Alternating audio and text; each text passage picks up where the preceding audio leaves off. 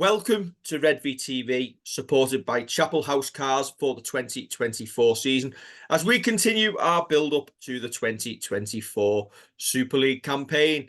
Peter, good to see you. Raring to go for the new season.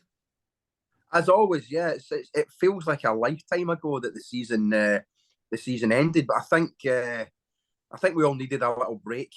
After it's been a roller coaster kind of 5 years. Some great successes, some disappointments. Obviously, ended in a disappointing fashion last season. Although obviously we were, minute kind of details away from reaching the Challenge Cup final and the Grand Final, for all the criticism that was dished out to style of play, etc., etc. We were a hair's breadth away from potentially doing a treble. So not a lot wrong. One or two small adjustments. And yeah, looking forward to the season, especially some of the exciting young players that seem to be getting bigged up. Hopefully some of them will maybe make an impact, and we'll see what happens. But yeah, very much geared up for 2024. Well, Peter, you will be glad to know that there is only 17 days to go before Saints return to the Totally Wicked Stadium against the London Broncos. And that can only mean one thing. It's our number 17, Agnatius Paasi. If I can get the screens changed. There we go. There he is. I don't know which haircut's worse there.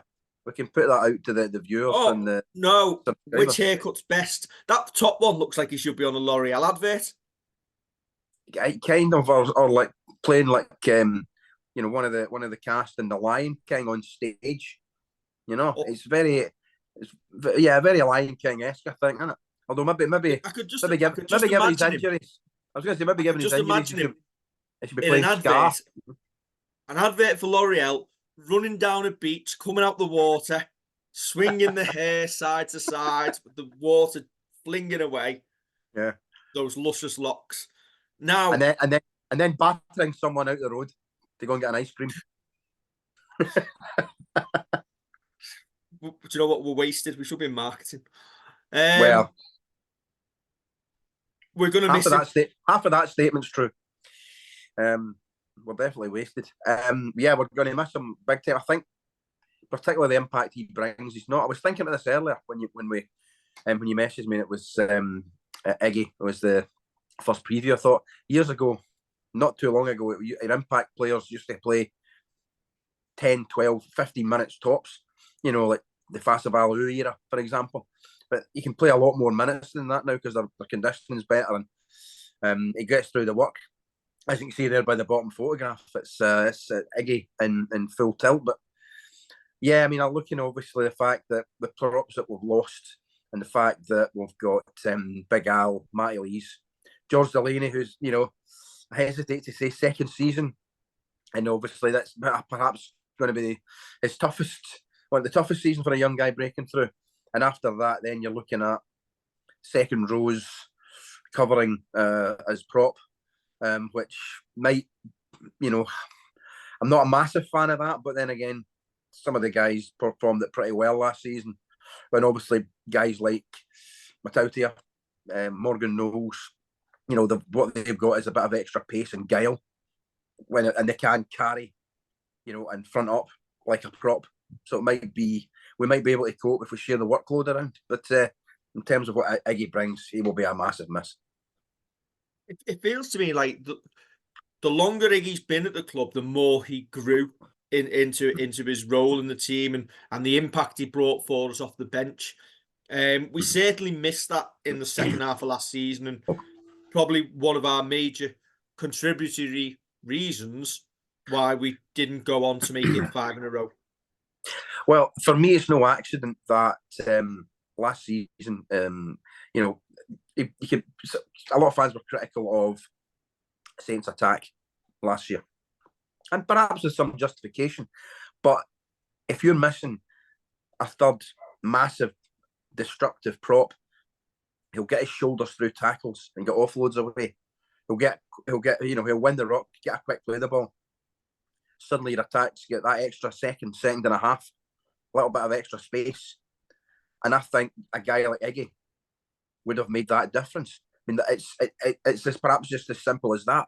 You've got big guys that are busting holes, that are skittling defences away and either getting an offload and continuing the attack, or, as I say, getting a quick play the ball, then your attack has that little bit more time, and perhaps we don't get slowed down as much as we did.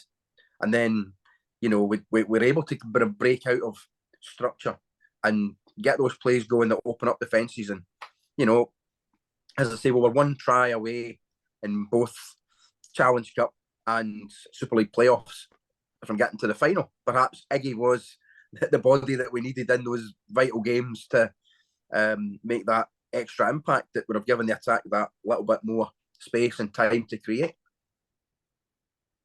If there is a positive then, Peter, it is the fact that Iggy is well into his rehab, and hopefully we will see him hit the field in the second half of this season. I know he's back in training, obviously very light work. Yeah. He's jogging up and down the field as he gets that knee injury sorted and behind him.